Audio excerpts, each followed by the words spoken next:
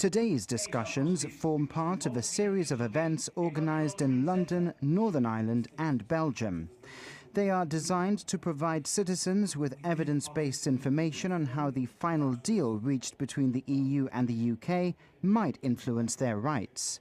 The idea is that individuals and organisations can then get behind what they think is the best deal when negotiations start and assert their rights once an agreement is reached. This frontier fluidity, the ability to enter and leave Gibraltar in a way that is in keeping with the fact that you're moving between one country and another, but is also in keeping with the good faith and the goodwill there should be between neighbouring European states, whether or not they're still members of the same commercial club, and in a way that delivers to the people who need to cross that frontier no more hurdle or obstacle that is necessary for the security of each of those nations. In terms of democratic tools, apparently UK is perceived to have voted to leave.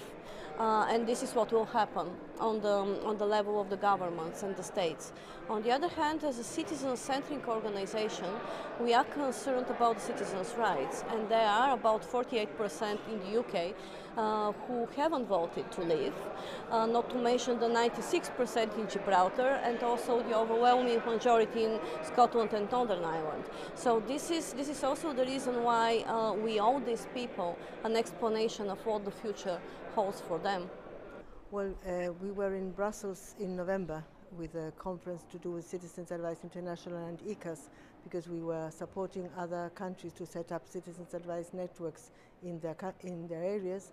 And I was approached by the head of ICAS, the director of ICAS, because they were very concerned that the population of Gibraltar had voted to remain in the European Union, 96%, and they felt that they had to do something to come here to Gibraltar, to speak to the people of Gibraltar, to offer them their support and to tell them that they had a voice in Europe.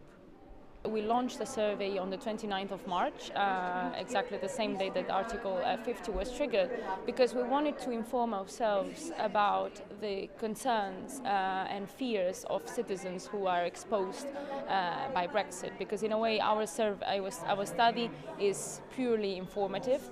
We wanted to collect also the views of people who are going to be impacted and to be able to voice their concerns to policymakers.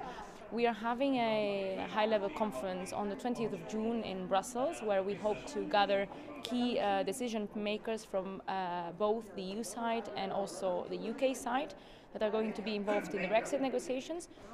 And we want to use the findings in this survey to really make a case for listening to concrete examples. So today we heard about the problem with the border.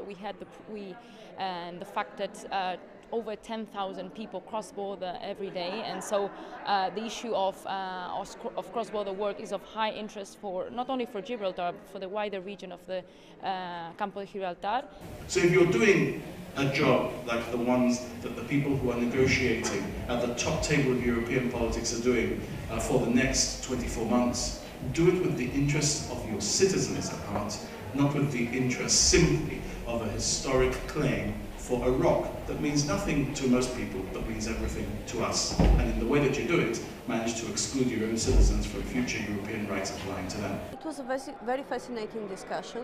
It reaffirmed what we were sensing, that Gibraltar is a very special case, because of many reasons. Because of its geographical location, which immediately includes the border issue with Spain, because also of its status. It actually enjoys exemptions not only from the Schengen area and the Eurozone, but also from the customs union and the European trade policy in general, and because of the spirit of the people, which I think are pro-European in terms of feelings and sense of belonging.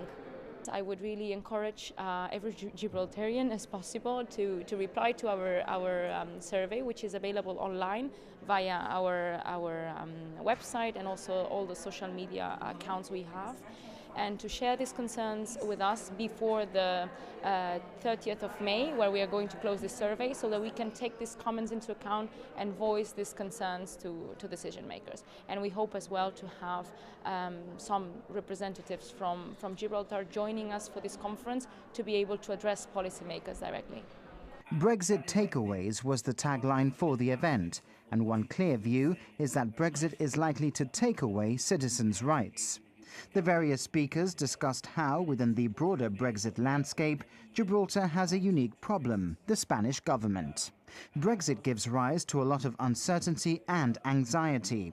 Today's event also suggests a broad cross-section of Gibraltarians are readying themselves for the challenges that lie ahead.